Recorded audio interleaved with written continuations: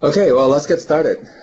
So again, thank you for joining us this morning for our live stream for Interaction Tracker. Quick reminder that this is a recorded session, and joining the session means that you give Microsoft permission to record the session as well as share the recording of the session to the general public at Microsoft's discretion. In other words, please share only what you're comfortable being made public. The focus of today's live stream is our demonstration of our new samples for Interaction Tracker. And our agenda is to do a brief introduction of all of us here in the room and to just go through the demonstration of the new samples. Here in the room, I'm Hansel. I'm a PM in the composition team, and we also have Lindsay, Soham, and Anthony. So we're ready to get started? Yeah. Cool. So the focus of today's live stream is Interaction Tracker. So just really quickly, if you haven't watched the build talk to talk about the Interaction Tracker, Lindsay, can you tell us what Interaction Tracker is? Yeah, I will get started in a sec. I just want to make sure I can share my desktop. Great. Okay. This works. Oh, great. Great. So, yeah, if you've been following some of the updates to the composition namespace over this update to Windows, you have probably noticed that there's a new sub namespace called the Interactions sub namespace of composition APIs. So what we really wanted to do in this live video stream is show a few new samples that leverage this new functionality in the visual layer, and talk a bit about how you can use it to make your app a little more playful and fun and interactive. So if you haven't had a chance to watch the build talk that Anthony and I gave on interactions or expressions, I'd highly recommend after this going back and watching it. It will probably give some good context for this particular session. We're going to mostly be showing the code, not necessarily talking too much about the concepts. But as a quick overview, the idea of Interaction Tracker is basically that it is a state machine that lets you use input to drive your animations. So it's not necessarily tied to visuals or anything like that, the way a typical kind of scrolling control is. So it gives you a lot more flexibility to build these custom interaction experiences. So the first thing I want to show before we get started, as I mentioned, we actually have a couple samples to show. So I'll be showing sort of a XAML app that has a little bit of interaction behavior added to it. Soham's going to show an app that's a little more composition heavy, and then we'll circle back at the end to show a little bit of the interactions 3D code as promised in the Twitter. So what we'll do here first, for starters, is show the app before we jump into the code. So I have this little app here. I basically have a scroll viewer where I have a model that I have populated with all these different images, and as I can go through my scroll viewer, but what happens here is on any given one of these images, if I go ahead and touch it, I can pan and get this really nice additional custom experience. I can also go ahead and click any of these with my mouse, and I get to expand them out. So it's pretty cool because I still get all of the same goodness of XAML. It's convenient to build this, but I have this little custom behavior. So let's check out how this is actually being done. So, like I mentioned, I have a scroll viewer where I've been populating it with my photo model. So my photo model is pretty simple. It's just the name, some info, some details, and the image. I go ahead and set up this info canvas, which is that index card looking thing in the back. I have an image on top of it, and then I go ahead and add this interaction behavior. So a lot of the interesting code for this sample from a visual layer perspective is all just in this interaction behavior. So that's basically where I've lumped the entire interaction and animation code. So I'm going to talk through a little bit about what I'm doing in this actual sample. So here, the first thing I do is set up a hit test visual, and this is really important for the interaction tracker. Like I said, interaction tracker is all about getting input into the animation engine, and the hit test visual is how you define what input you're actually going to be evaluating to route into the animation engine. So only pointers that come in on your hit test visual are evaluated to be sent to the interaction tracker. So in this case, I'm getting a hit test visual from a XAML element that I put in my markup. Then I go ahead and set some of I get a couple other visuals that I know I'm going to be adding animations or effects to. And then I have this line where I create my interaction source on the hit test visual. This is really important because it's how I actually define which input is going to make it into the compositor. So the other thing I need to do is configure what input I'm actually interested in. So if a hit test comes down on that hit test visual, I'm interested in position Y, which basically means I care about vertical panning. And then here I go ahead and enable it with inertia, which means I'm going to get a little bit of like on finger release. It'll kind of come to a casual rest instead of just stopping as soon as I lift my finger. So you don't actually need to do any gesture detection or anything like that. All of that is done on your behalf by all of the internals of the tracker. Then I go ahead and actually create my tracker. And in this case, one thing that's a little different here than some of the build talks that we had shown was that I'm creating an interaction tracker with an owner. This means I'm actually interested in getting callbacks about what's happening with the interaction tracker.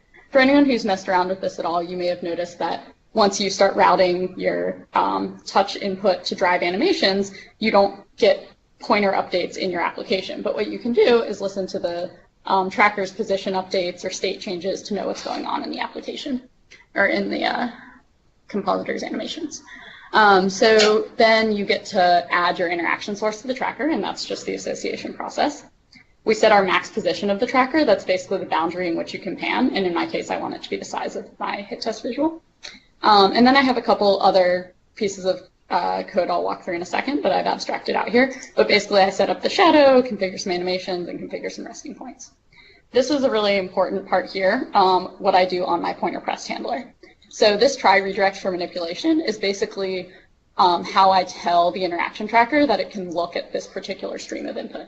So when I get a touch input coming in, I attempt to redirect the manipulation. And this is actually this try is actually pretty important because basically it'll only actually intercept the input if it's the right hit test visual and the right gesture being performed. So if I go back to my sample, like I mentioned, my horizontal panning will still go through to my scroll viewer the way I would expect it to, and it's only the vertical panning that gets intercepted by the interaction tracker and its visual interaction source. This little else statement is what I do with mouse click, where basically I explicitly kind of inject an impulse upon mouse click, and I update this most recent position based on the callbacks. So the other thing I want to talk through is just some of these animations. So one of the really cool things about Interaction Tracker is it lets you coordinate a ton of things all at once based on the same input. So in the sample, as I'm panning, ignore some of the quirks and frogs with this build, but as I'm panning, you can see there's a shadow blur radius, there's some opacity and scale on the background, and there's the position of my actual photo. So how I'm actually doing that is in my configure animations. What I'm doing is actually using tracker's position to populate a property set that's normalized on my position as compared to max position.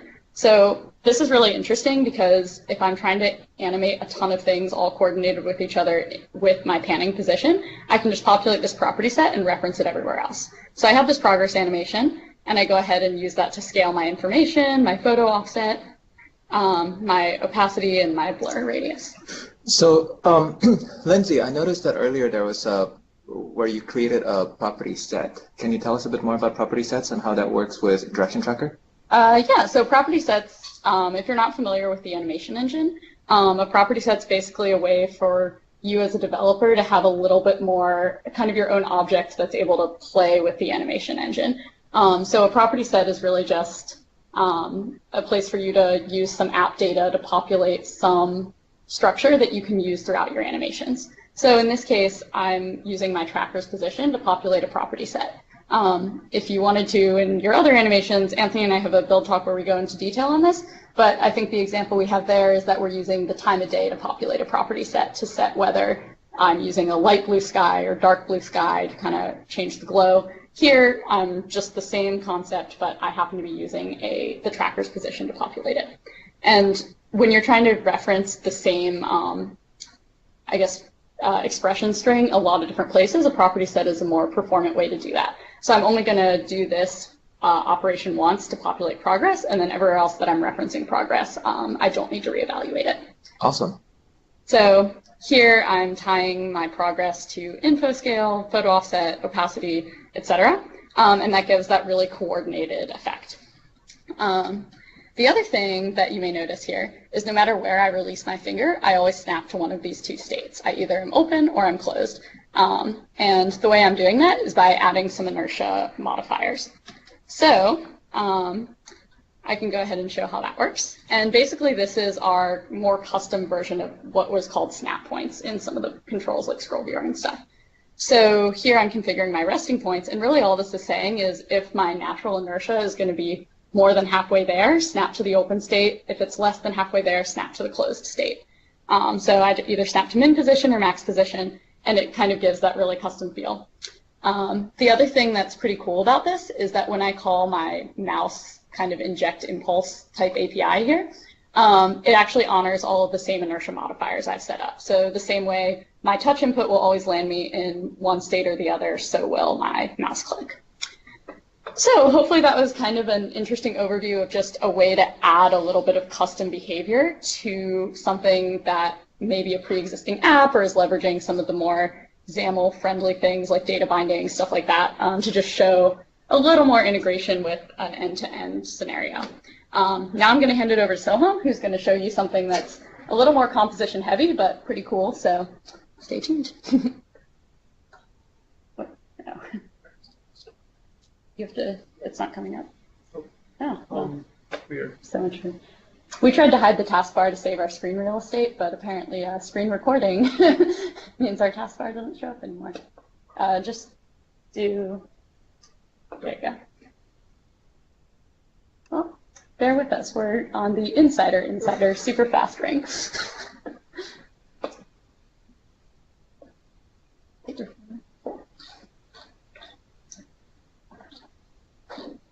Well, thanks, Lindsay. Sorry about that glitch.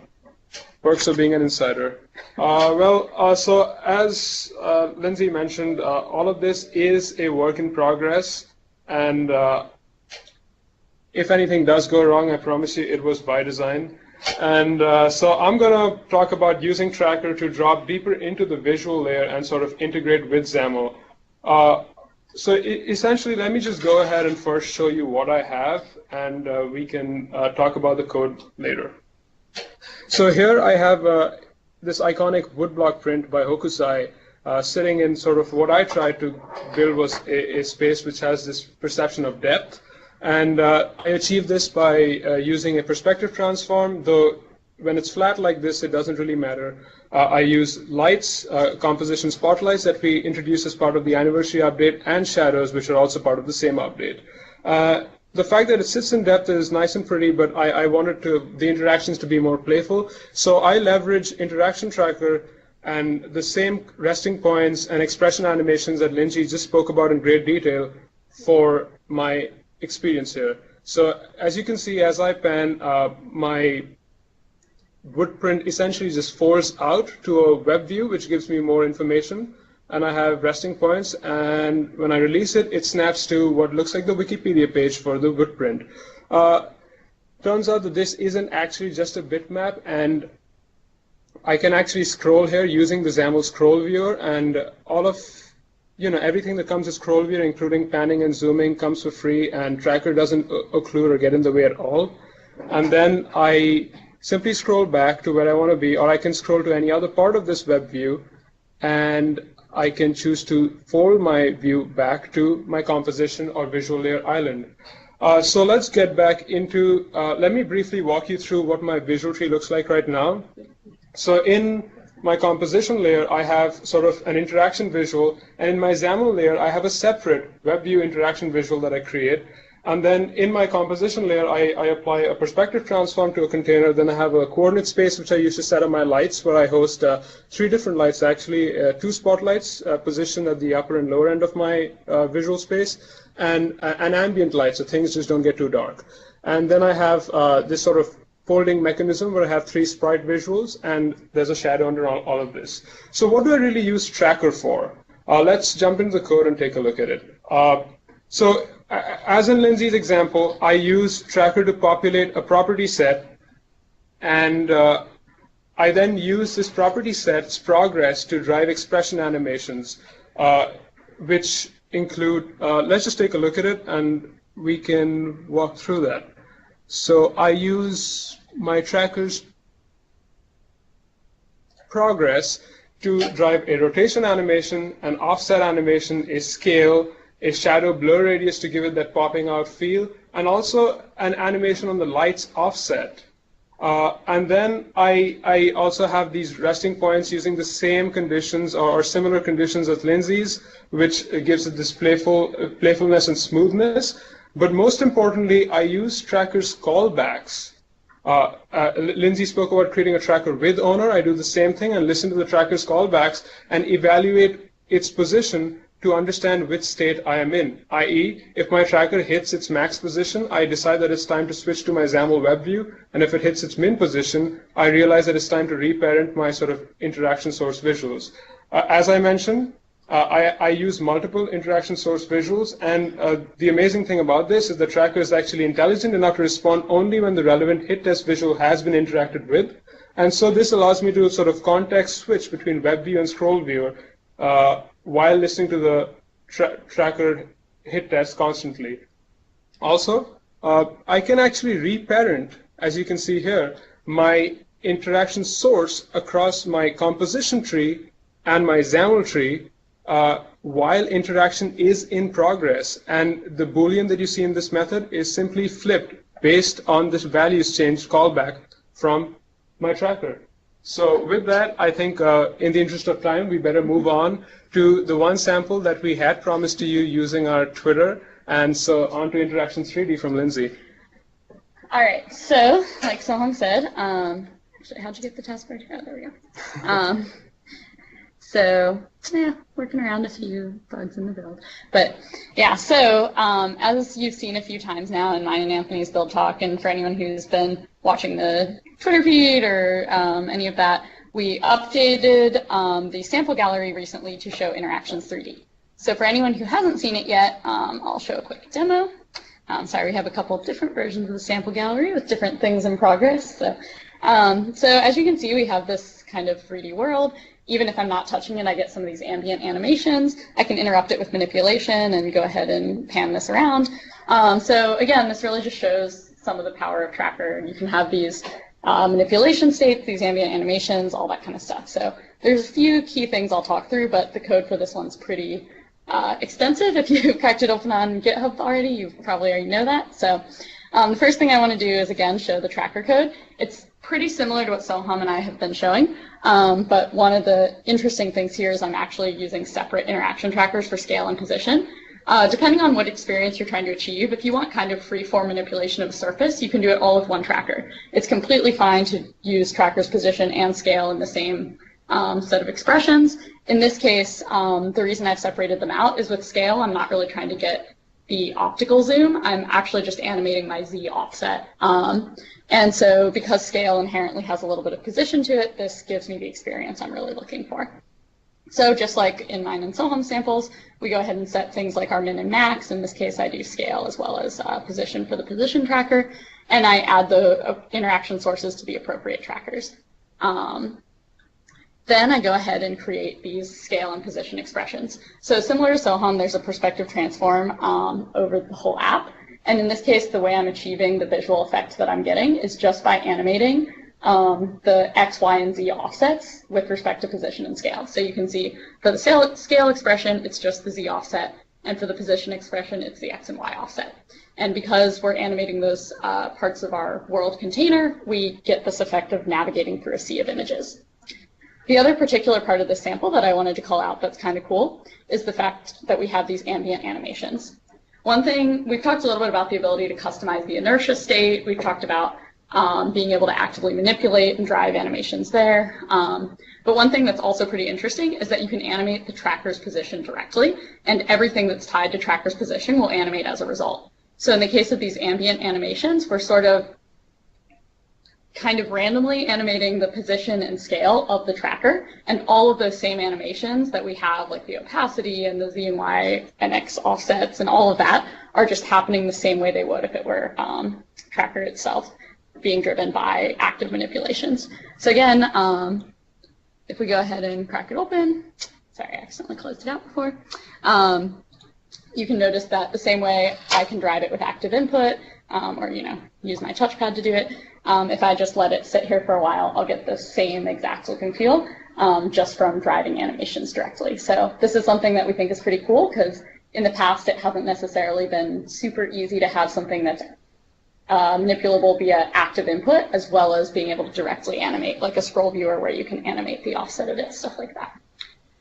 So hopefully that was somewhat of a insight into how to crack open Interactions 3D and even start looking at it. There's a lot of code here to set up some of the perspectives, stuff like that, so it's a good one to dig into if you want to learn more about all of that as well.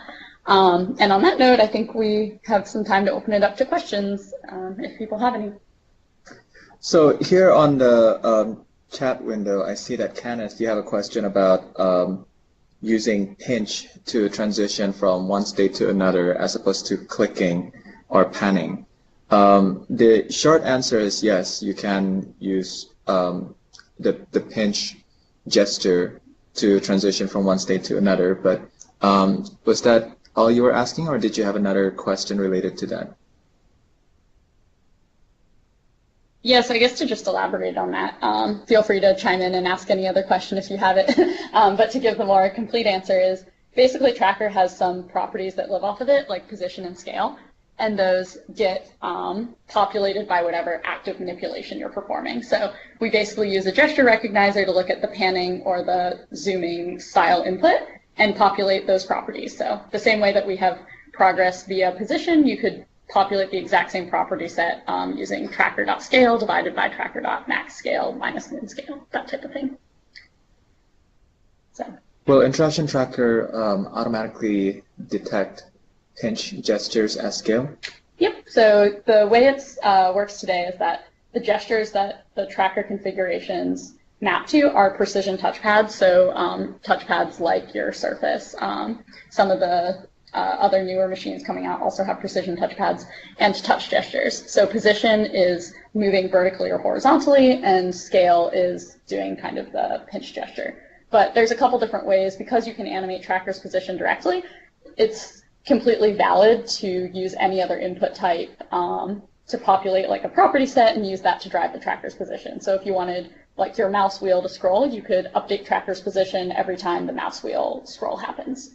So there's a limitation there where you have to be on the UI thread processing some of that, but you at least get touch and touchpad, those really, really responsive gestures off the UI thread.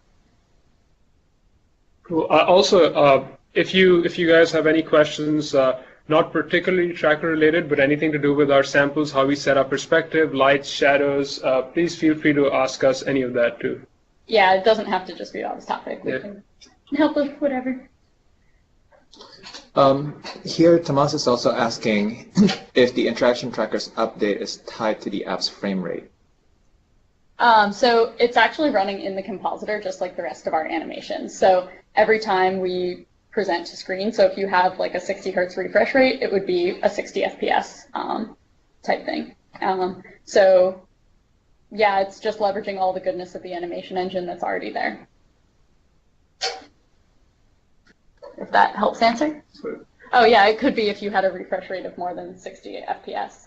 It's just all running in the composition process the same way that all the other stuff is. So it's just limited by whatever your device refresh rate is.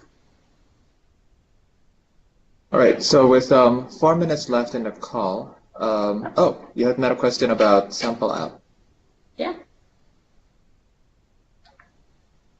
Oh yeah, so all of yes, Tomas. Tomas asked if the sample app is published, is going to be published in the store like the Win2D app, and the short answer there is that yes, this is no promises, but certainly this is something that we are considering and working towards. It is not in the store yet, but our hope is that it will.